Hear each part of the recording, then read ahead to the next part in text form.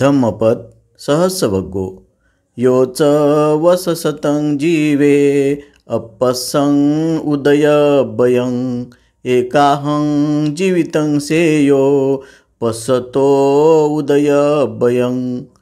जो जन्म आणि मरण यांची दखल न घेता 100 वर्ष जरी जगला तरी त्यापेक्षा जन्म मरणाची दखल घेऊन जगणाऱ्याचे एक दिवस जगणे श्रेयस्कर होय। अर्थकथा। पटाचाराने अतिशय शोचनीय परिस्थितीत आपला नवरा, मुले, आईबाप आणि एकुलता एक भाऊ हे सर्व गमावले। बुद्धाने तिचे दुःख हलके केल्यावर ती भिक्षुणी झाली।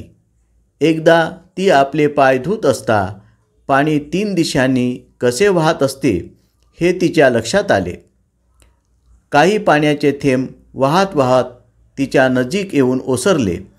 या निरीक्षणावरून तिला जीवनाच्या अशाश्वततेवर ध्यान करण्यास प्रोत्साहन मिळाले। शिवाय तिला स्वतःला त्याचा अनुभव होताच। बुद्धाला ती त्यांच्या दिव्य दृष्टीने दिसली असता त्यांनी तिच्यापुढे स्वतःला प्रक्षेपित केले आणि वरील गाथा उच्चारली। लवकरच तिला अरहंतपद मिळाले।